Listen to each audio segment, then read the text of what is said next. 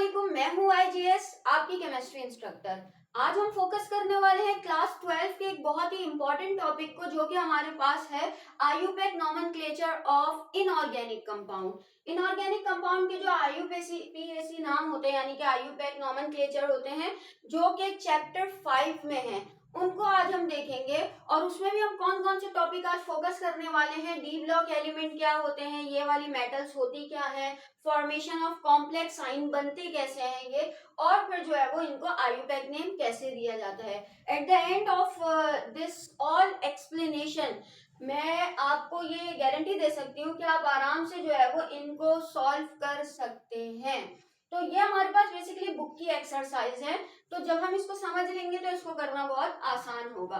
तो चलिए हम मेन चीज की तरफ बढ़ते हैं। डी ब्लॉक एलिमेंट आपको पता है कि वो इनकी जो सबसे मेन प्रॉपर्टी होती है वो यही होती है कि इनका आउटर मोस्ट शेल के अलावा जो नीचे पेनल्टीमेट शेल होता है वो भी खाली होता है। नॉर्मली हम क्या बोलते हैं, हम बोलते हैं भाई फर्स्ट के तौर पे एक एलिमेंट है, उसका पहला शेल जब पूरा भर जाएगा, यानी पहले में 2 होते हैं, वो जब पूरे भर जाएंगे तो हमारे पास जो है वो क्या होगा, उसका दूसरा जो है वो शेल भरना शुरू होगा। फिर जब दूसरा भर जाएगा उसमें 8 आ जाएंगे, फिर हमारे पास तीसरा शेल शुरू होगा। लेकिन ये जो डी ब्लॉक एलिमेंट है इसमें क्या होता है, अभी इसमें वैलेंसी खाली है, अभी इसमें समझे एक जो है वो वैलेंसी है, एक खाली है, लेकिन ये भरना स्टार्ट हो जाता है, जिसकी वजह से ये हमारे पास वेरिएबल ऑक्सीडेशन स्टेट शो करते हैं। वेरिएबल यानी कुछ भी, ठीक है, कुछ भी।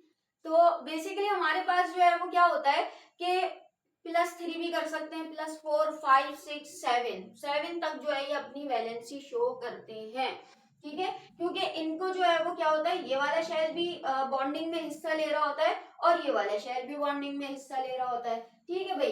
एक तो हो गई ये बात। फिर उसके बाद मैं एक और बात भी बताऊं, क्या है हमारे पास कि जब ये आपस में मिलते हैं, यानी कि जब ये एलिमेंट, ये मेटल होती है ना, ट्रांजिशन मेटल कहलाती है डी ब्लॉक एलिमेंट, यानी 3b से लेके हम 1b से लेके हमारे पास 8b तक के एलिमेंट सब ट्रांजिशन मेटल कहलाती हैं। और आपको पता है मेटल हमारे पास क्या होते हैं, इलेक्ट्रो पॉजिटिव, ठीक है भाई, ये हमारे पास इलेक्ट्रो पॉजिटिव होते हैं, यानी कि ये अपने इलेक्ट्रॉन लूज करने की सलाहियत रखते हैं, लूज करते हैं और पॉजिटिव आयन बन जाता है। 1 लूज करेंगे पॉजिटिव 1, 2 करेंगे 3 करेंगे 4 करेंगे 5, और कुछ एलिमेंट हमारे पास 7 इलेक्ट्रॉन भी लूज कर देते हैं, जिसकी वजह से वो 7 पॉजिटिव भी शो करते हैं, 7 पॉजिटिव। ओके जी, आगे बढ़ते हैं, जिसे हम ऑक्सीडेशन स्टेट भी कहते हैं। अच्छा, ये जो हमारे पास फिर बनाते हैं कॉम्प्लेक्स आइन बनाते हैं। अब ये कॉम्प्लेक्स आइन क्या है, देखिए भाई, इसके लिए मैं आपको बताऊं कि ये कॉम्प्लेक्स आइन क्या होते हैं। ये कॉम्प्लेक्स आइन 2 चीजों से मिलकर बनते हैं। एक तो हो गई डी ब्लॉक एलिमेंट की मेटल, ठीक है भाई, मेटल, जैसे फर्स्ट टॉपिक मैंने यहाँ पर एक लिखा है, ये FeCN6 साइनाइड कहते हैं CN को, CN साइनाइड है। अब ये है मेरे पास एक Fe, एक मेटल है, मेटल एक ही होती है और वो सराउंड हुई भी होती है एक ऐसे एलिमेंट के साथ जो कि हमारे पास इलेक्ट्रॉन पेयर डोनर होता है, ठीक है। अब इनके दरमियान जो रिलेशनशिप होती है वो कोऑर्डिनेट कोवलेंट बॉन्ड वाली होती है। कौन सी कोऑर्डिनेट कोवलेंट बॉन्ड वाली, भैया आपको याद ही होगा कोऑर्डिनेट कोवलेंट बॉन्ड बनता कैसे है, उसको भी मैं थोड़ा सा जो है वो जल्दी से आपको बता देती हूँ, कोऑर्डिनेट कोवलेंट बॉन्ड की क्या कहानी है। क्लास 9 में आपने ये बात पढ़ी होगी, कोऑर्डिनेट कोवलेंट बॉन्ड, ये जो आपने इक्वेशन पढ़ी होगी भाई, NH3 जब HCl के साथ मिलता है तो हमारे पास NH4Cl बनता है, ठीक है। और इसके दरमियान क्या है बेसिकली हमारे पास, ये मैं आपको बताऊं, इसके पीछे की एक बहुत ही इंटरेस्टिंग सी स्टोरी है कि भाई हमारे पास अमोनिया है। अमोनिया के बारे में आपको पता है कि इसके पास क्या होता है, आउटरमोस्ट शेल में जो है वो हमारे पास टोटल इसके पास जो होते हैं वो 5 इलेक्ट्रॉन होते हैं आउटरमोस्ट शेल में। वैसे टोटल 7 होते हैं, 2 नीचे और उसके बाद हमारे पास 5 ऊपर, ठीक है भाई। तो वो इस तरह होते हैं, एक तो पेयर की सूरत में होता है और एक अनपेयर होते हैं, और जो अनपेयर होते हैं वो हाइड्रोजन के साथ क्या बनाते हैं, कोवलेंट बॉन्ड बनाते हैं और NH3 बना देते हैं। NH3 की केमिस्ट्री तो ये है। अब पढ़ते हैं HCl की केमिस्ट्री। अब HCl की केमिस्ट्री क्या है कि ये दोनों मिलकर हमारे पास पोलर कोवलेंट बॉन्ड बनाते हैं, ठीक है, यानी कि दोनों ने म्यूचुअल शेयरिंग की हुई अगर देखें तो। अब किसी बात पर हमारे पास हो गया जी क्लोरीन और हाइड्रोजन का झगड़ा, जिसकी वजह से हमारे पास क्या होता है, क्लोरीन हाइड्रोजन का एक इलेक्ट्रॉन लेकर कल्टी हो जाता है। अब यहाँ पर क्या है, हमारे पास हाइड्रोजन हो जाती है पॉजिटिव, जिसके पास इलेक्ट्रॉन नहीं है, और आपको पता है कि पॉजिटिव साइन हमारे पास नहीं रहता, अनस्टेबल होता है ये। इसको स्टेबल होने के लिए अब ये भागा भागा जाता है जी अमोनिया के पास। अमोनिया क्या करेगी, नाइट्रोजन की तो सारी वैलेंसी फुल है, इसके पास तो कोई जगह ही नहीं है, तो अमोनिया बेसिकली नाइट्रोजन जो है वो हमारे पास एक तरीके से बहुत सही होती है, और वो क्या करती है, वो कहती है इट्स ओके, हम ऐसा करते हैं एक नए किस्म का बॉन्ड बनाते हैं जिसे हम कोऑर्डिनेट कोवलेंट बॉन्ड कहते हैं। उसमें क्या होगा, मेरा ये जो लोन पेयर है, ठीक है, ये तुम्हारे ऑर्बिट में भी घूमेगा और मेरे ऑर्बिट में भी घूमेगा, ठीक है, मुझे आपसे कुछ नहीं चाहिए, ठीक है, यानी कि जिसे हम कहते हैं one sided sharing, one sided sharing, ठीक है भाई, जिसकी वजह से ये हो जाता है NH4, और जैसे ये NH4 होता है तो भाई इसके पास जितने इलेक्ट्रॉन थे उतने ही प्रोटॉन हैं, लेकिन जैसे ही इधर एक पॉजिटिव आइन आया और आके जुड़ा तो एक पॉजिटिव आइन बढ़ गया, जिसकी वजह से इसके ऊपर प्लस का साइन आ जाता है, प्लस का साइन आते ही ये भी अनस्टेबल हो जाता है, ठीक है, और यहाँ क्लोरीन हमारे पास नेगेटिव साइन वाली होती है। और आपको पता है पॉजिटिव और नेगेटिव के दरमियान क्या होता है, हमारे पास एक इलेक्ट्रोस्टैटिक फोर्स जनरेट होती है, डेवलप होती है, जिसको हम आयोनिक बॉन्ड कहते हैं, और ये अमोनियम क्लोराइड बना देता है। तो इन दोनों के रिएक्शन की स्टोरी ये है। अब इसमें अमोनिया का जो किरदार है ना, नाइट्रोजन का किरदार, वो क्या है, वो अपना लोन पेयर जो है वो क्या कर रही होती है, वो अपना लोन पेयर डोनेट कर रही होती है, ठीक है, शेयर कर, डोनेट नहीं, शेयर कर रही होती है, वो तो हम डोनेट उसे कहते हैं, डोनर कहते हैं, शेयर कर रही होती है। इसी तरह हमारे पास जब हम बात करते हैं किस चीज की, हम बात करते हैं कॉम्प्लेक्स साइन की, तो कॉम्प्लेक्स साइन भी दो चीजों से मिलकर बनता है। एक तो हमारे पास वो है जो कि मेटल है, जैसे कि यहाँ पे हमारे पास मेटल है आयरन मेटल, ठीक है, आयरन जो है। इसके अलावा जो यहाँ पर दूसरी चीज है वो है हमारे पास जो कि अपने इलेक्ट्रॉन लोन पेयर जो है वो शेयर कर रहा है, जिसे हम कहते हैं लाइगेंड। लाइगेंड लीगेंड ये डिफरेंट हमारे पास लैंग्वेज में बोला जाता है, लाइगेंड, ठीक है भाई। तो कॉम्प्लेक्स हमारे पास किस चीज से बन रहा है, एक डी ब्लॉक एलिमेंट की मेटल के साथ, और उसके साथ ये कॉम्प्लेक्स, और कॉम्प्लेक्स को हमेशा इन ब्रैकेट में लिखा जाता है, इन ब्रैकेट में, ठीक है भाई, इतनी बात समझ में आई आपको। अब जैसे ये जो मैंने बनाया है ये क्या है, ये हमारे पास एक आयरन का मॉलिक्यूल है, और ये 6 लाइगेंड के साथ जो है वो क्या हुआ है, इसमें इलेक्ट्रोस्टैटिक फोर्स जनरेट हुई है, ठीक है, ये टोटल 6, और इसमें क्या है, हर साइनाइड ने अपने जो है वो क्या दिए हुए हैं, अपने 2 इलेक्ट्रॉन, यानी कि इलेक्ट्रॉन का एक एक पेयर शेयर किया हुआ है हर किसी ने, ठीक है, जिसकी वजह से हम इसे कॉम्प्लेक्स साइन कहते हैं। अब मैं आपको बताऊं कि हमारे पास नाम देने का जो है वो तरीका क्या होता है। बेसिकली हमारे पास किसी भी कॉम्प्लेक्स साइन को नाम देने का तरीका ये होता है कि भाई इसके कुछ रूल्स होते हैं। वो रूल्स क्या है, कैटाइन नेम फर्स्ट। सबसे पहले तो मैं आपको बता दूं भाई कि कोई भी चीज हो, ठीक है, उसमें सबसे पहले कैटाइन, कैटाइन किसे कहते हैं, कैटाइन पॉजिटिव आइन को कहते हैं, और एनाइन किसे कहते हैं, एनाइन नेगेटिव आइन को कहते हैं, ठीक है भाई। अब होता कुछ यूं है, आपने देखा होगा बहुत सारे एलिमेंट के बारे में, लाइक H2S, हम इसको पढ़ते हैं हाइड्रोजन सल्फाइड, और हाइड्रोजन सल्फाइड पता है हम इसको क्यों पढ़ते हैं, हाइड्रोजन का नाम पहले लाते हैं जो कि पॉजिटिव है, और सल्फर का नाम बाद में लाते हैं जो कि नेगेटिव है। अब आप यहाँ पर देखिए, पॉजिटिव पहले नेगेटिव पहले। इनऑर्गेनिक का पहला रूल है कैटाइन नेम फर्स्ट, जैसे लेडीज फर्स्ट वैसे ही कैटाइन नेम फर्स्ट। अच्छा जी, फिर हमारे पास इसी तरह मैं आपको बता दूं सोडियम हाइड्राइड। अब इस जगह पर हमारे पास हाइड्रोजन नेगेटिव में है और सोडियम पॉजिटिव में है, तो हमारे पास यहाँ क्या नाम आएगा, सोडियम हाइड्राइड, ठीक है भाई। तो याद रख लें, जब कभी भी हम ऑर्गेनिक इनऑर्गेनिक में नाम दे रहे होते हैं किसी भी केमिकल का, किसी भी 1 to all, तो हमारे पास होता क्या है कि उस केमिकल के नाम के लिए हम सबसे पहले पॉजिटिव आइन का नाम लिखते हैं, विच इज कॉल्ड कैट आइन, ठीक है। अब आगे बढ़ते हैं अपने अगले रूल की तरफ। हमारे पास अगला रूल है कॉम्प्लेक्स आइन। अच्छा, सबसे पहले तो हमें पहचानना होगा क्या, कि हमारा जो कॉम्प्लेक्स आइन है वो नेगेटिव है या पॉजिटिव। देखो भाई, मैंने आपको कहा कि एलिमेंट हमारे पास जो कॉम्प्लेक्स आइन होते हैं, देखो एक तो पॉजिटिव और फिर नेगेटिव, ये आपस में मिलकर कंपाउंड बनाते हैं। अब वो कोई भी हो, सोडियम हाइड्राइड हो या हाइड्रोजन सल्फाइड हो, सल्फ्यूरिक एसिड हो, H2 पहले आता है, सल्फेट बाद में आते हैं क्योंकि सल्फेट नेगेटिव है।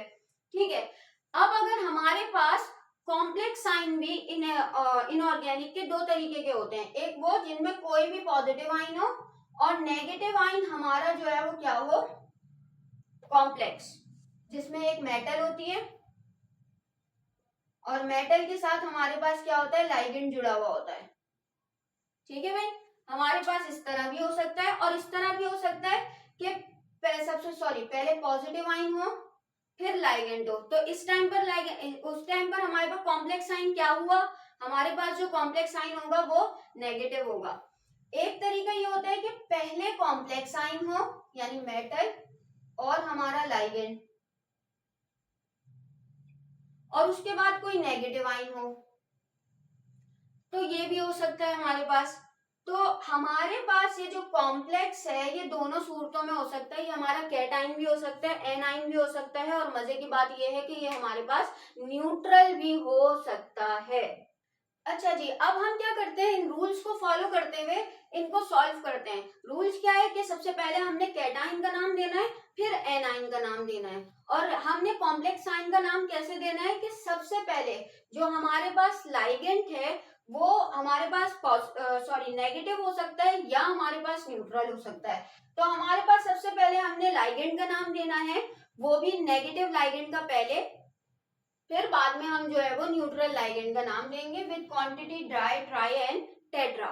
ठीक है, और उसके बाद क्या है हमारे पास के जो हमारे पास नेगेटिव लाइगेंड है वो कौन कौन से हैं, वो हमारे पास ये है फ्लोरीन। अच्छा, ये जो नेगेटिव लाइगेंड होता है मैंने आपको बताया कि ये हमारे पास जो है वो ओ लग जाता है इनके नाम के आगे, ये fluoro, chlorine, chloro, bromine, bromo, iodine, iodo, cyanide हमारे पास सियानो बन जाता है, ये नाइट्रेट, नाइट्रेट ग्रुप जो है वो नाइट्रिक ऑक्साइड बेसिकली हमारे पास नाइट्रो ग्रुप बन जाता है, और नाइट्रेट ग्रुप हमारे पास नाइट्रेटो बन जाता है। इसी तरह हमारे पास ये अमाइडो ग्रुप है, हाइड्रोक्सो, ये सब -1 की वैलेंसी लेकर आते हैं। ठीक है भाई, और जब बात करते हैं इसकी तो ये हमारे पास ऑक्सिलेट है, ऑक्सिलेटो कहते हैं इसे, ये हमारे पास कार्बोनेट है, इसे कार्बोनेटो कहते हैं। ठीक है, इन दोनों की वैलेंसी -2 होती है। इसके अलावा न्यूट्रल लिगेंड में हमारे पास क्या है, न्यूट्रल लिगेंड में हमारे पास है वाटर और अमाइनो ग्रुप, और ये हमारे पास जो है वो बेसिकली क्या होते हैं, एक्वा कहलाता है और ये अमाइन ही कहलाता है। ठीक है, ऑक्सीडेशन स्टेट जो मेटल की होती है, जो भी मेटल की ऑक्सीडेशन स्टेट होगी उस स्टेट को हम जो है वो रोमन नंबर में लिखेंगे। जैसे ये है हमारे पास, इसमें मुझे कैसे पता चलेगा इसमें आयरन की ऑक्सीडेशन स्टेट क्या है, तो भाई जल्दी से आपको निकालनी पड़ेगी, ये आप एक रफ में निकालेंगे किस तरीके से, जो आपने तरीकेकार यूज किया हुआ है कहाँ पे, पिछले साल यानी कि फर्स्ट ईयर की केमिस्ट्री में, बिल्कुल वैसे ही आप इसे लेकर चलें। -4 जो भी साइन ऊपर होगी ना उसको आपने क्या करना है, यहाँ पर लिखना है, Fe को जल्दी से यहाँ लिखें, साइनाइड को यहाँ पर लिखें, साइनाइड के बाद Fe+, अलग अलग नहीं करिएगा इन्हें जैसा आप पहले करके आए, अभी तो आप पूरे ग्रुप की वैलेंसी देख रहे हैं, तो ये हो जाएगा -1 × 6, तो Fe -6 = -4। ठीक है, Fe = 6 - 4, तो ये हो जाएगा 2। तो 2 जो है वो क्या है, आयरन की वैलेंसी है, तो हम इसको यूं करके शो करेंगे रोमन में। ठीक है, और फिर उसके बाद सबसे लास्ट ये है कि अगर हमारे पास हमारा जो कॉम्प्लेक्स साइन है वो एनाइन है, तो हम क्या लगते हैं उसके नाम के आगे ATE लगा देते हैं, यानी कि ये हमारे पास फेरेट हो जाएगा, फेरस कहलाता है वैसे तो ये लैटिन वर्ड में। ठीक है, आयरन को फेरस कहते हैं लैटिन में, लेकिन अब ये क्या हो जाएगा, फेरेट हो जाएगा। ठीक है, ATE लग जाएगा एज अ सुफिक्स, कहां पर हमारे पास लग जाएगा ये, इसके नाम में। तो इसका नाम क्या हो जाएगा, क्योंकि अभी ये ना नेगेटिव ना उसका कोई भी जो है वो पॉजिटिव आइन हमें नहीं दिया हुआ, कैटाइन, तो सिर्फ हमने जो है वो कॉम्प्लेक्स का नाम लिखना है। तो वो कैसे लिख देंगे, हम इसकी क्वांटिटी लिखेंगे हेक्सा, और ये क्या है, साइनाइड, सियानो, हेक्सा सियानो फेरेट, और इसकी ऑक्सीडेशन स्टेट आ रही है 2, इस तरह करके। चलिए रूल्स को फॉलो करते हुए हम इन 6 जो हमारे पास बुक एक्सरसाइज है इसको सॉल्व करते हैं। चले सबसे पहले हम अपना सबसे पहला वाला देखते हैं। इसमें सबसे पहले हम क्या करेंगे, पॉजिटिव नेगेटिव को अलग कर लेते हैं। ठीक है, पॉजिटिव कैटाइन, कैटाइन का नाम क्या होगा, पोटेशियम। आपने जल्दी से लिख दिया यहाँ पे पोटेशियम। पॉजिटिव आइन का नाम तो पहले लिखना होता है। ठीक है, अब एनाइन हमारा जो है वो क्या है, हमारा जो है वो कॉम्प्लेक्स आइन है। और कॉम्प्लेक्स आइन का तरीका क्या होता है, पहले लिगेंड का नाम लिखते हैं क्वांटिटी के साथ, हेक्सासियनम, हेक्सासियनम।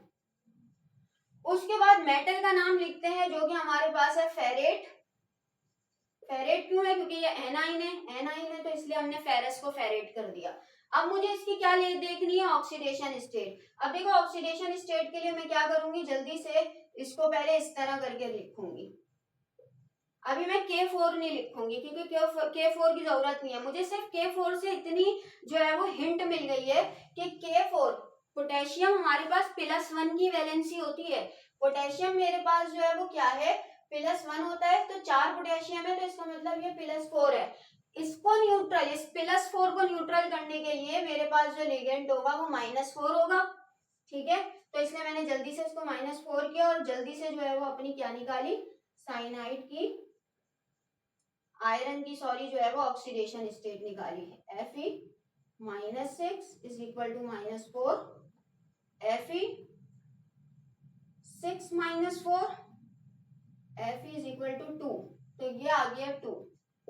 अच्छा, ये चीज पूरी ऑक्सीडेशन। देखिए वैसे तो मैं आपको बता दूं कि ये हमने जो है वो फर्स्ट ईयर में पढ़ा है, फिर भी अगर आपको जो है वो नहीं याद आ रहा हो तो मैंने फर्स्ट ईयर की प्लेलिस्ट में इसकी जो है वो पूरी किस तरीके से निकालते हैं समझाया हुआ है, तो आप वहां जाकर इसे निकाल सकते हैं। क्योंकि देखिए अगर आप नाम लिखते हुए 3 या 4 कर देंगे, अलग कर देंगे, तो बिला वजह आपका नाम जो है वो रॉन्ग कर दिया जाएगा।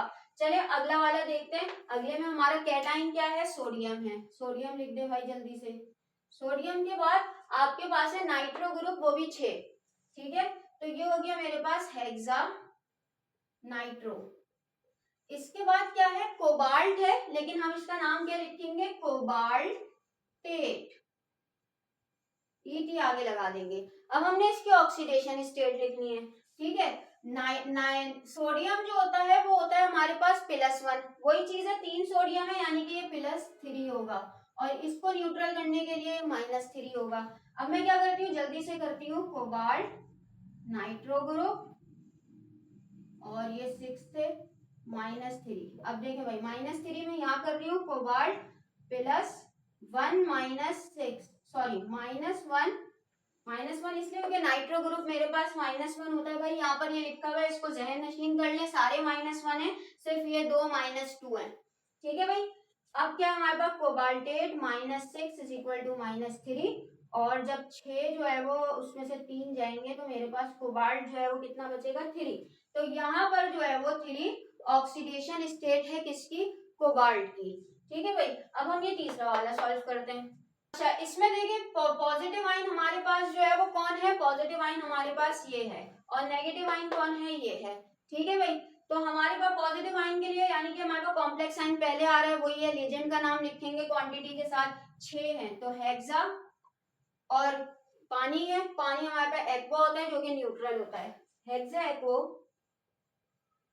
ठीक है, हेक्सा एक्वो के बाद हमारे पास जो है वो क्या है, कोबाल्ट है, कोबाल्ट।